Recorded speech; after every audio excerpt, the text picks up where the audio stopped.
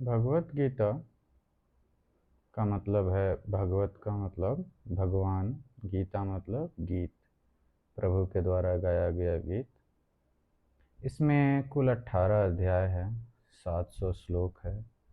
ये कुरुक्षेत्र के मैदान में भगवान कृष्ण ने अर्जुन से कहा था। इसमें मार्गदर्शन दूसरे अध्याय के 11वें श्लोक से भगवान करते हैं, जो 7वें श्लोक में कृष्ण समर्पित करता है। उससे पहले कुछ कुछ बोलते हैं कृष्ण, बट वो सुझाव दे रहे होते हैं, मार्गदर्शन गुरु के रूप में नहीं कर रहे होते। उससे पहले पहला अध्याय है अर्जुन विषाद योग। इसमें संदर्भ स्थापित किया गया है, कौन कौन थे वहाँ पे, क्या हो रहा था शुरू के 20 श्लोक में। उसके बाद है अर्जुन के विषाद की चर्चा है, उसकी दुविधा की, मन स्थिति की। तो ये बेसिकली पहला जो अध्याय है उसमें ज्ञान नहीं है भगवान के द्वारा, लेकिन इसे भी समझ लेना ज़रूरी है ताकि दूसरा अध्याय से समझने में कोई दिक्कत ना हो। तो हम लोग इसे ज़्यादा विस्तार से नहीं, संक्षिप्त में ही चर्चा कर लेंगे एक बार, और दूसरे अध्याय पे आने के बाद जहाँ से असली ज्ञान शुरू होता है वहाँ से हम विस्तार में फिर चर्चा करेंगे। तो पहला श्लोक जो है अर्जुन विषाद योग का, उसमें धृतराष्ट्र संजय से पूछते हैं। हाँ, और संजय के पास क्या था कि दिव्य दृष्टि था, वो दूर का देख सकते थे। महर्षि वेद व्यास ने उन्हें आशीर्वाद दिया था धृतराष्ट्र के कहने पे ही, ताकि उसे वो देख के सुना सके कि क्या हो रहा है युद्ध भूमि में, कुरुक्षेत्र में। तो पहला श्लोक में धृतराष्ट्र पूछते हैं कि धर्म क्षेत्रे कुरुक्षेत्रे समवेता युयुत्सव माम का पांडवाश्चैव किम कुर्वत संजय। तो इसका मतलब यह है कि धर्म क्षेत्र कुरुक्षेत्र में युद्ध की इच्छा से इकट्ठे हुए लोग मतलब माम का मेरा, और पांडव मतलब पांडवों के पुत्रों ने क्या किया है संजय। तो इसमें जैसा कि मैं कहा कि पहले अध्याय में ज्ञान नहीं शुरू होता है, लेकिन फिर भी एक दो लाइन में हम इसे देख लेते हैं कि ये जो पहला श्लोक है इसका शुरुआत ही होता है मेरे और पराये के भेद से। राग और द्वेष, माम का मतलब मेरा, पांडवा मतलब पांडवों के।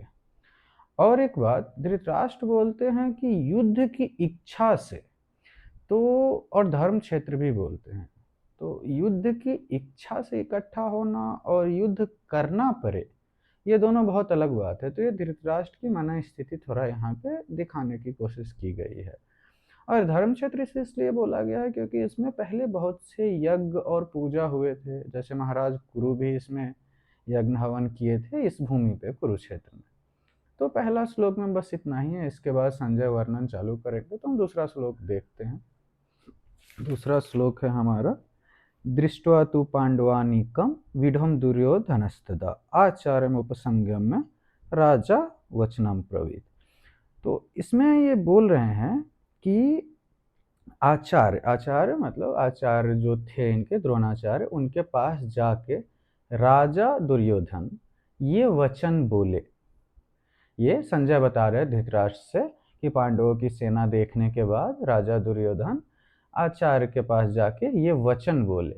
यहाँ पे बस एक चीज थोड़ा गौर करने वाली बात है कि वचनम प्रवीत, बस बोले भी पर्याप्त था, बट ये शब्द बोले, ऐसा इसलिए कहा गया है, ये हमें आगे देखने को मिलेगा कि दुर्योधन की जो बातें हैं उसमें थोड़ी सी राजनीति है यहाँ पे, अगर आप देखेंगे आगे तो हम चलते हैं अगले श्लोक पे। अगला श्लोक है इसका, पश्यतां पाण्डुपुत्राणामाचार्य महतिं चमु विढाम द्रुपद पुत्रेण तव शिष्येण धीमता। इसमें ये बोलते हैं कि पांडु पुत्रों की जो विशाल सेना है, इसको आपके शिष्य अथवा द्रुपद के पुत्र ने, उसका सेनापति ये था, उसके द्वारा ये व्यवस्थित है, उसके वो सेनापति था, जैसे इस तरफ भीष्म थे। तो ये दुर्योधन शुरुआत करता है जब पांडवों की सेना का वर्णन, तो सबसे पहले ये बोलता है, ये सीधा सीधा धृष्टद्युम्न नहीं बोल रहा, ये बोल रहा कि द्रुपद का पुत्र, द्रुपद इनका शत्रु था। द्रोणाचार्य का ज़्यादातर जीवन द्रुपद से शत्रुता में ही बीती थी। पांडवों तथा कौरवों को शिक्षा देने के पीछे भी उनका एक ही मकसद था कि उसके द्वारा फिर द्रुपद से बदला लिया जा सके, क्योंकि उसने प्रण लिया था कि मैं अपने शिष्यों के द्वारा द्रुपद को पराजित करूंगा। तो द्रुपद का पुत्र बोलता है और आपका बुद्धिमान शिष्य भी बोलता है। तो ये वर्णन है। ये आपका शिष्य क्यों बोलता है ये हम आगे देखते हैं।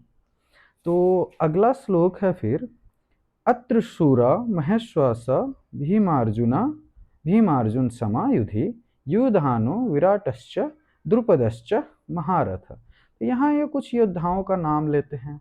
सबसे पहले अत्र शूरा मतलब यहाँ जो सूरवीर है, सूरा मतलब वीर, अत्र मतलब यहाँ, महेश्वासा विशाल धनुष लिए हुए, भीमार्जुन समा भीम और अर्जुन के समान, युधानो, युधानो पहला नाम लेता है, ये सत्यकी को बोल रहा है। सत्यकी अर्जुन का शिष्य था। इसके पीछे एक कहानी है कि ये अर्जुन का शिष्य था और ये नारायणी सेना का अंग था। तो जब यहाँ होता क्या है, मैं थोड़ा ये संदर्भ बता देता हूँ। पहले क्या था कि कृष्ण और उनके सैनिक नारायणी सेना के बीच में जब चुनने की बारी थी, वहाँ पे कुछ कहानी थी, बट उतना विस्तार में हम नहीं जाएंगे अभी। नारायणी सेना कुरु के पक्ष से था, कौरवों के पक्ष से था। कुरु तो पूरा ही आ गया, सारे कुरुवंशी थे, कौरव और पांडव। कौरवों के पक्ष में नारायणी सेना था और कृष्ण थे पांडवों के पक्ष से। लेकिन सत्यकी जो था वो नारायणी सेना में होने के बावजूद भी उसने ये फैसला किया था कि नहीं, मैं अपने गुरु के विपक्ष में नहीं जाऊंगा। गुरु उसका अर्जुन था। तो इससे पहले जो धृष्टद्युम्न को वो बोलते हैं कि आपका शिष्य और द्रुपद का पुत्र, तो इसलिए वो वचनम प्रवीत वहां पे बोला गया, ये शब्द बोले दूसरे श्लोक में। इसकी राजनीति को बता रहे थे संजय कटाक्ष के दौर पे। तो और भी विराट का नाम लेते हैं। विराट से ये महाभारत का जो युद्ध हुआ कुरुक्षेत्र में, उससे तुरंत पहले विराट सेना के साथ इनका युद्ध हुआ था। युद्ध हो नहीं पाया था हालांकि, क्योंकि वहां पे पांडव छुपे हुए थे अज्ञातवास में, तो इसलिए ये हमला करने वहां पे गए थे। उससे जस्ट पहले तो विराट का नाम लेता है सत्यकी के बाद। फिर द्रुपद, उससे तो इनकी शत्रुता थी ही।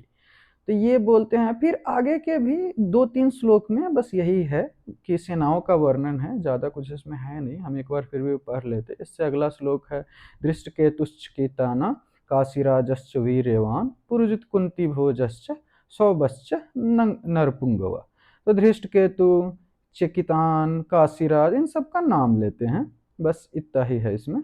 फिर उसके बाद है युधामन्युश्च विक्रांत उत्तमौजाश्च वीर्यवान सौभद्रो द्रौपदेयाश्च सर्व एव महारथ। द्रौपदी के जो पुत्र थे और बाकी का भी नाम यहाँ पे लेते, बोलते हैं कि ये सारे के सारे महारथी हैं। तो ये पांडवों की सेना का दुर्योधन वर्णन करता है। उसके बाद वो आता है अपने सेना पे। तो फिर उसके बाद जो श्लोक है उसमें वो बोलता है, अस्माकं तु विशिष्ट ये तन्निबोध द्विजोत्तमा नायका मम सैन्यस्य संज्ञार्थम तन ब्रमीमि ते। तो इसमें यह बोलता है कि हे ब्राह्मण श्रेष्ठ, वो फिर अपने सेना की तरफ बोलता है कि जो हमारे पक्ष में जो है, मैं इसका वर्णन अब आपसे करता हूँ, क्योंकि पहले ये पांडवों का कर दिया।